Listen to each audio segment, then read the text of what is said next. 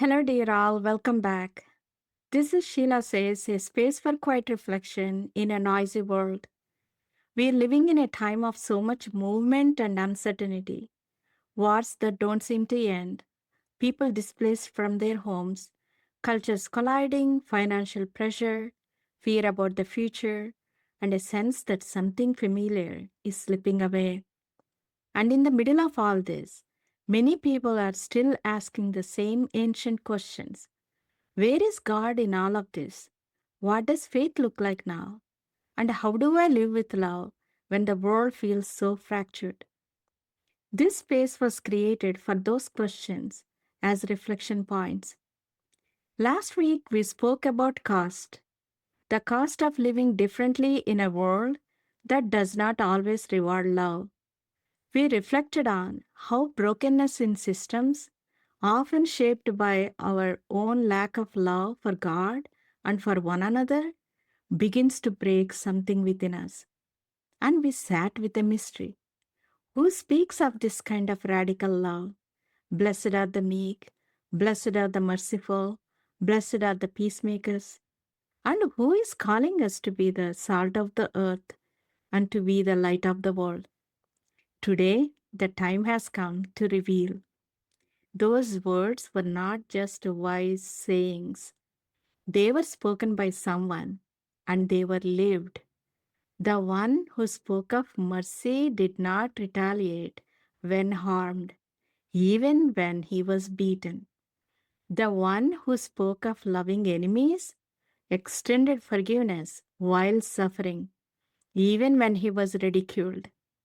The one who spoke of peacemaking absorbed violence rather than escalating it, even when he was nailed to the cross.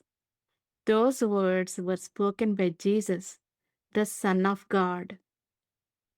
And today, Saturday, a day after Good Friday, when many remember the death of Christ, and just before Easter Sunday, a day of celebration of Jesus Christ's resurrection from the death, we sit in between quietly and reflect on this. Jesus did not abandon his words when they become costly.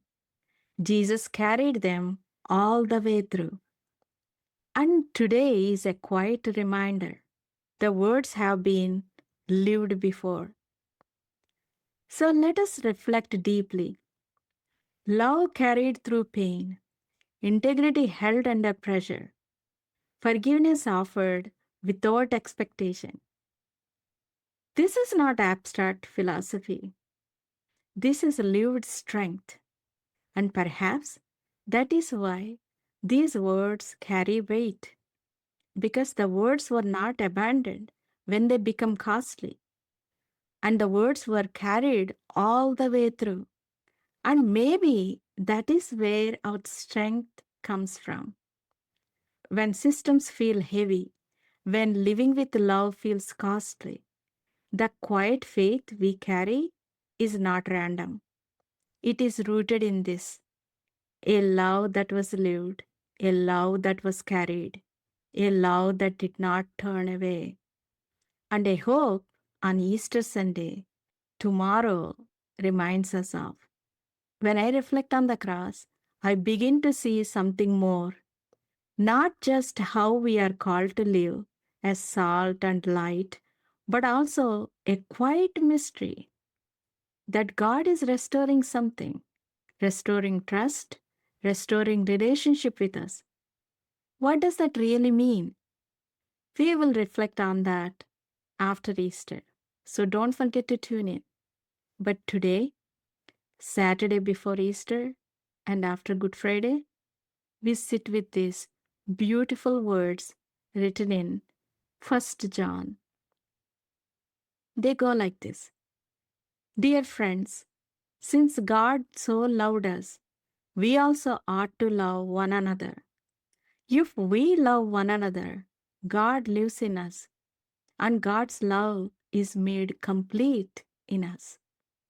So today, we reflect and sit in reverence, in stillness, in quiet contemplation.